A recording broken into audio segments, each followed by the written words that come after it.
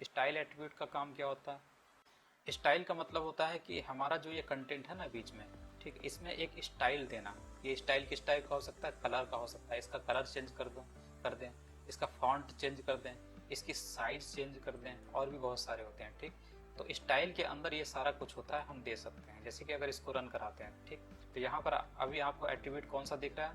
Paragraph tag, opening tag के अंदर ये जो एट्रीब्यूट लिखा गया स्टाइल, स्टाइल नाम का एट्रीब्यूट है, जिसकी वैल्यू क्या है? कलर कॉलन रेट, मतलब कलर की वैल्यू क्या है? रेट। यहाँ पर ये जो कॉलन है ना, एक्चुअल में इसका मतलब ये होता है इक्वलिटी, लेकिन इक्वलिटी आप लिखेंगे नहीं यहाँ पर। इक्वलिटी की जगह हम क्या लिखते हैं? कॉलन का इस्तेमाल करते हैं, जो बता रहा है कि कलर कौन सा है? रेड कलर है। यानी कि इसका कलर कैसा हो जाएगा? रेड कलर हो जाएगा। इसमें स्टाइल देने का काम किया जा रहा है। तो जितने भी एट्रीब्यूट होते हैं क्या काम करते हैं? वो जो बीच का जो कंटेंट होता है उसी में कुछ ना कुछ ऊपर नीचे कोई मॉडिफिकेशन करने के लिए ही हमारे एट्रीब्यूट होते हैं। ये तो आपको पता होगा, अभी जो एट्रीब्यूट की बात कर रहा था वो यही कर रहे थे। तो यहाँ पर भी स्टाइल, यानी कि स्टाइल किस टाइप का हो सकता है? कलर, फॉन्ट, साइज कुछ भी हो सकता है। यहाँ पे कलर लिया गया है, तो यानी कि इसमें कलर चेंज किया जा रहा है। इसको रन कराते हैं, अभी आपको ये रेड कलर का दिख रहा है। ठीक, अगर आप इसकी जगह पर ब्लू कर देंगे तो ये ब्लू हो जाएगा। इसको रन कराते हैं, ब्लू हो गया। तो इसी तरीके से हम दूसरे जो भी और दूसरे इसमें स्टाइल में आते हैं उनको भी ले सकते हैं इसको। इसके बाद हम देखते हैं, और ये और भी एडवांस के लिए अगर अंदर जाकर आप देखेंगे तो और भी आपको मिलेगा। जैसे कि हम यहाँ पे देख रहे थे, तो यहाँ पर आपने देखा होगा हाइपर रेफरेंस में भी लिंक दिया हुआ था ये। तो ये सब डिटेल में है, अंदर जाकर आप देख सकते हैं कि क्या क्या इनका मतलब होता है। तो अभी मैं शॉर्ट में बता रहा हूँ, बस हमारा काम चलना चाहिए वेब स्क्रैपिंग के लिए। और ये स्टाइल एट्रीब्यूट हो गया। लैंग्वेज एट्रीब्यूट, ये तो बताया था कि जो भी HTML पेज है उसकी भाषा क्या होती है। It declares the language of the web page की भाषा कौन सी है, तो इसको डिफाइन किया जाता है लैंग एट्रीब्यूट से। तो ये कौन सी वेब पेज की लैंग्वेज कौन सी? EN मतलब इंग्लिश। ये शॉर्टकट होते हैं, तो अभी आप पढ़ेंगे धीरे धीरे तो आपको समझ में आ जाएगा कौन कौन सी लैंग्वेज का कौन सा शॉर्टकट होता है, जिसको मतलब कौन कौन सी वैल्यू होती है उसको लैंग एट्रीब्यूट में दिया जाता है। तो डिफाइन करता है कि आखिर उसकी वेब पेज की भाषा कौन सी है। यहाँ पर आपको सारा कुछ मिल जाएगा, लैंग्वेज कोड।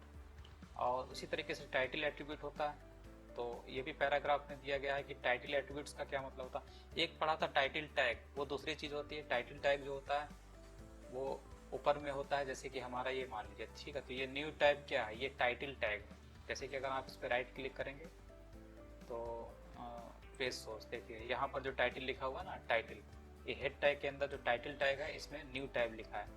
ठीक, तो हेड हमारा ऊपर होता है, आपको पता होगा ये, यानी कि ये, ठीक है। तो यहाँ पे देखिए ये हेड है, तो हेड में ही जो टाइटल टैग दिया हुआ था न्यू टैब, इसलिए ये न्यू टैब आपको यहाँ पे दिख रहा होगा। तो ये टाइटल टैग है, और वो क्या है? ये हमारा एट्रीब्यूट है।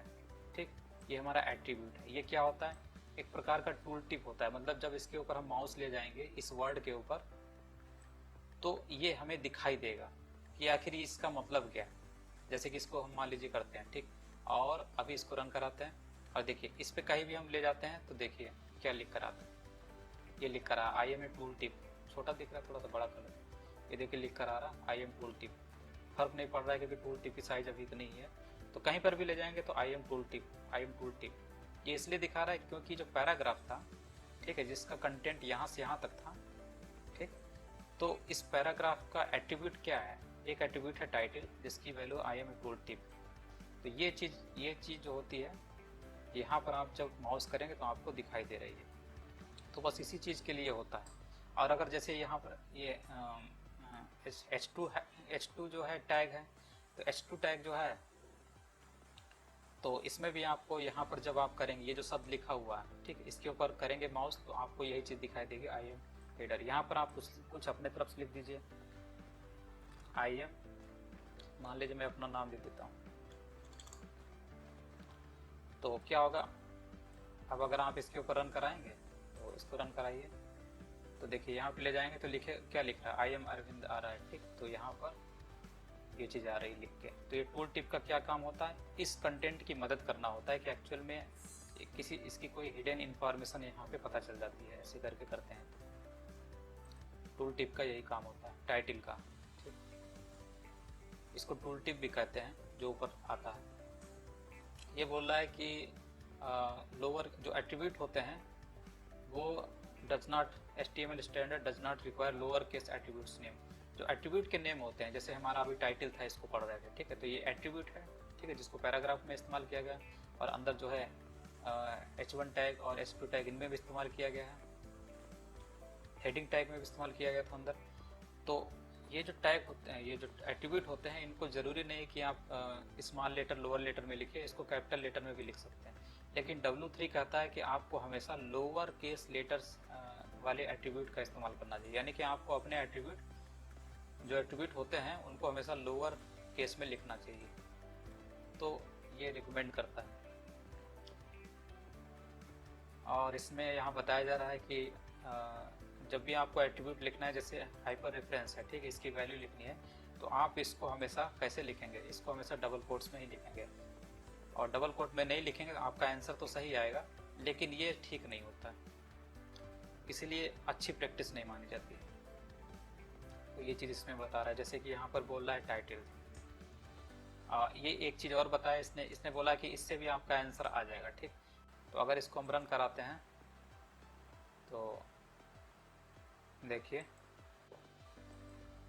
तो यहाँ पर ये बताने की कोशिश की जा रही है कि अगर आपने जो हमारा एट्रीब्यूट है टाइटल, और इसकी वैल्यू को अगर आपने डबल कोट में नहीं दिया, ठीक, तो ये डबल स्ट्रिंग, यानी कि ये जितने वर्ड होंगे उतनी स्ट्रिंग ये मानी जाएंगे, ठीक।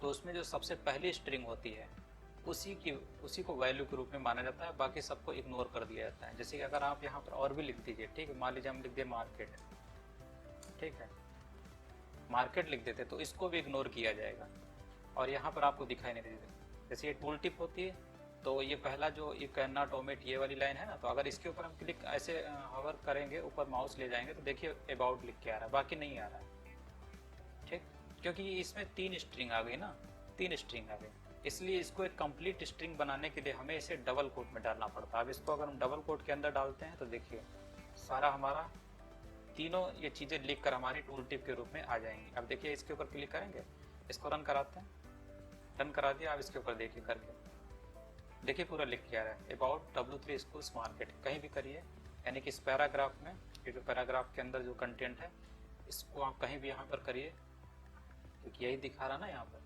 कहीं भी करेंगे तो आपको पूरा पूरा दिखाई देगा। और दूसरा तरीका क्या है, इसको एक कंप्लीट स्ट्रिंग बना दीजिए। मान लीजिए हम यहाँ से दोनों को हटा देते हैं, इसको कंप्लीट स्ट्रिंग बना देते हैं, सारे वर्ड को जोड़ देते हैं, तो ये पूरा लिख कर यहाँ पर आएगा, पूरा दिखेगा। लेकिन प्रॉब्लम क्या है, पढ़ने में दिक्कत होगी। पूरा 3 वर्ड को अगर अटैच कर दिया जाए तो 3 वर्ड सिंगल वर्ड हो गए ना, तो सिंगल वर्ड से कैसी मीनिंग निकलेगी, कुछ समझ में तो आएगा नहीं। लिखा हुआ है अबाउट W3 स्कूल मार्केट, पता ही नहीं क्या चल रहा है, क्या लिखा हुआ, तो ये चीज़ होती है। तो एक कंप्लीट स्ट्रिंग अगर सिंगल स्ट्रिंग है तब तो आपको डबल कोट लिखने की ज़रूरत नहीं है, डबल कोट के अंदर वैल्यू को लिखने की ज़रूरत नहीं है। अगर स्ट्रिंग जो है ऐसी वैल्यू है जो कि सिंगल वर्ड में है, लेकिन अगर सिंगल वर्ड में नहीं है तो आपको कई उसमें वर्ड है, तो आपको उसे सिंगल स्ट्रिंग में कन्वर्ट करने के लिए डबल कोट का इस्तेमाल करना पड़ेगा। यही केस इसके साथ भी था, यहाँ पर भी आप देखिए, तो यहाँ पर क्या है, ये कंप्लीट है, इसके बीच में कहीं भी स्पेस नहीं है, ये कंप्लीट है, इसलिए आपको ये आउटपुट दे देगी। लेकिन अगर इसमें कहीं भी थोड़ा सा अगर गैप आया तो डबल स्ट्रिंग हो जाएगी, और डबल स्ट्रिंग जो होता है वो वेब एड्रेस गड़बड़ हो जाएगा, होगा ही नहीं। तो इस तरीके से आपको इसका खेल समझना है। सिंगल और डबल कोट तो इसमें दोनों अलाउ होते हैं, कोई दिक्कत नहीं होती है। जो वैल्यू होती है, यानी जो हमारी एट्रीब्यूट होती है, उसकी जो वैल्यू होती है उसको आप सिंगल कोट में रखिए या डबल कोट में, उससे कोई फर्क नहीं पड़ता। और एक चीज़ और है, जब भी आपको अगर ऐसी कोई वैल्यू हो लिखना हो जो कि जिसमें आपको लिखना है, दो लिखने हैं, जैसे कि एक डबल कोट और सिंगल कोट दोनों इस्तेमाल करना है, तो हमेशा याद रखिए सिंगल कोट के अंदर सिंगल कोट नहीं होना चाहिए और डबल कोट के अंदर डबल कोट नहीं होना चाहिए, ठीक। बस इतना पॉसिबल है कि आप डबल कोट को सिंगल कोट के अंदर कर सकते हैं। जैसे ये सिंगल कोट है, ये देखिए लास्ट में, ये शुरू में, और इसके अंदर कौन सा कोट है, डबल कोट, तो ये संभव है, ऐसा लिखा जा सकता है।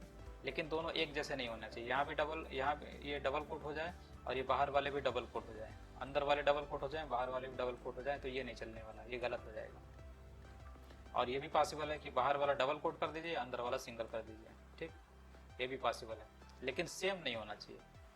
जैसे अंदर वाला सिंगल कोट हो जाए, बाहर वाला सिंगल कोट हो जाए, नहीं हो सकता। अंदर वाला डबल कोट हो जाए, बाहर वाला भी डबल कोट हो जाए, ये भी संभव नहीं, ये भी गलत हो जाएगा।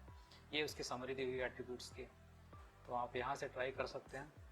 और HTML रेफरेंस है एट्रीब्यूट्स की, जितने भी हमारे टैग हैं उनके। तो पहले तो टैग के बारे में धीरे धीरे पढ़ लें, एट्रीब्यूट्स की तो बाद में बात करेंगे।